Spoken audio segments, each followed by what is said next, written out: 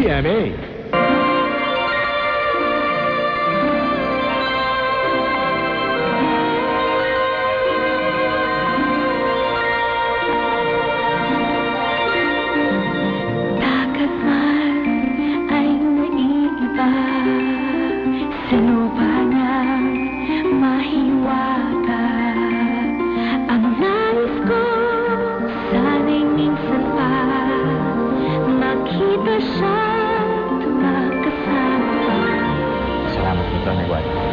Wala kang dapat ipasalamat, Fredo. I trust you. Doña Guada, marami pong salamat sa lahat po ng kabutihan na pinakita niyo po sa akin. Meron lang akong konting payo sa'yo. Mahirap itong mundong pinasukan mo. Maraming taong sasaktan ka. Pero huwag kang mawawala ng pag-asa. Sundin mo ang ninanais ng puso mo. Dad, I'm sorry. You're sorry! Alam mo ba kung gaano kalaking servisyo yan, ha? Sir, wala pong kasalanan si Sheila May. At nakikialam ka sa usapan namin, ha? Sino ka? Siya po yung tumulong sa akin. Thank you, ha? You may go. Tell me, Fred, are you having an affair with her? Stop it! Ano ba, Betty? You're being unreasonable, ha? Why are you making a big deal out of it ba? At tama ba isang Janus yung pinagtatalunan natin? Disgusting. Tatakasan mo pa siya ng mahal na Reyna na ikasal kay Erebus? Hindi ko iniibig si Erebus. At hindi niya yun ako iniibig. Pero yun ang gusto ng ina mong Reyna. Wala akong pakialam sa gusto niya. Ang gusto ko ang masusunod. At ang gusto ko magkaroon ng paa. Pagod na ako sa relasyon na to. I need some space. You're breaking up with me? What's going on here? Tito si Fredo, naaway ako. Ikaw, Pergola, anong handa mong ipagpalit para sa mga paang ninanais mo?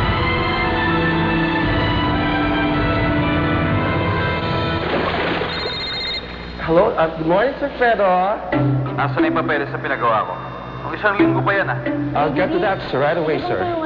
I-cancel mo lahat ng meetings ko. Kapag may tumawag sa akin, lalo na si Betty, sabihin mo nasa impyerno ako. Okay, sir. Mainit ang ulo, aga-aga.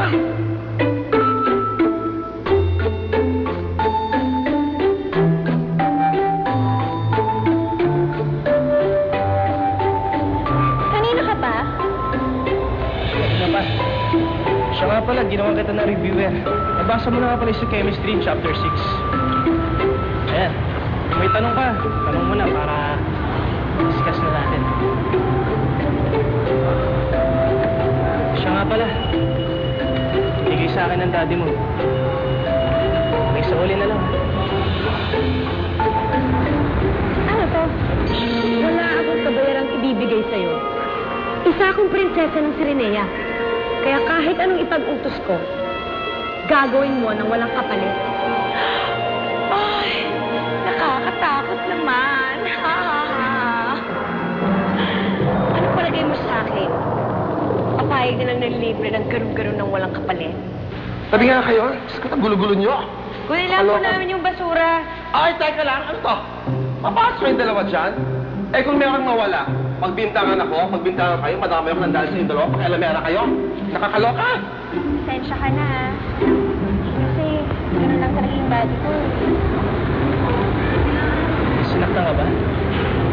Pinagalitan lang niya ako. Sabi niya, kinahihiya niya akong anak. Pero okay lang, sanay na ako dun eh. Yun nga lang, pinagbawalan niya akong umimik. Umuwi na daw ako ng maaga. Naiinis nga si Fonzie eh. Paano pa ako manunood ng basketball games niya?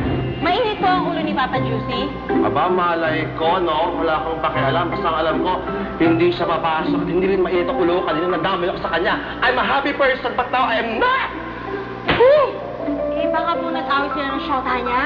Pakialam ko ba? Diyos ko, eh sabi nga, hindi siya papasok na yan. Tapos ang dami ng si Putos. Kalibero, inom ng inom, drink ng drink! Woo! Gusto ko rin mag-drink!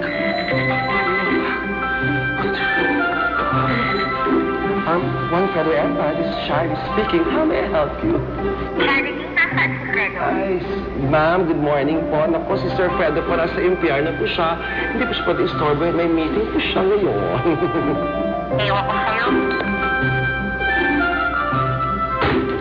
Sumunod ka kaya doon. Magkaintindihan kayo. Cold sa'yo si Fredo lately? Oo eh. Parang wala na siyang pasensya sa akin. Tapos parang hindi na rin umuubra yung pagiging malambing ko sa kanya. Oh no! Hindi kaya may babae si Fredo? Siya karapat-dapat na pakasal ni Sir Fredo. At bakit? Anong pakialam mo? Bakit? Close kayo? Alam mo, si Sir Fredo at si Miss Betty, bagay na bagay yung dalawang yun. Kahit si Miss Betty masama ugali, kay Sir Fredo, hindi importante pangit ang ugali. Basta maganda ang mukha. Oo nga naman. Mababawasan ng fan. Yan ang boyfriend mo. Hindi rin masyadong makasarili ang boyfriend mo, no? Eh, ang gusto nilang naman, makasama niya ako. Gusto niya nanonood ako. Siyempre, as his girlfriend, supportahan ko siya. Hindi naman siguro ganun si Sir Fredo.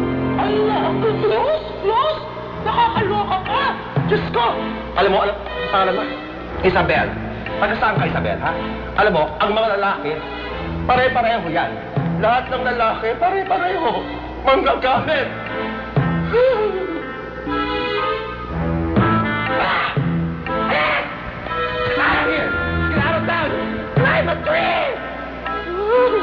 Wait lang. Ikaw ka mo ang tagapagmana ng korona ng Sirenea? Oo nga. At gusto kong gawin mong mga paang aking buntot.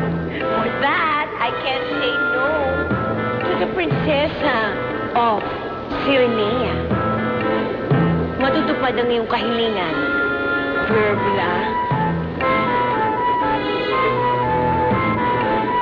Ano, feeling ko nga.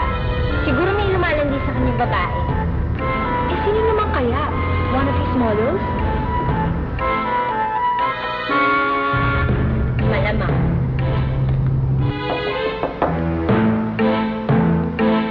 Kaya kami na ako na malaman ano kung sino gusto ko. Sige.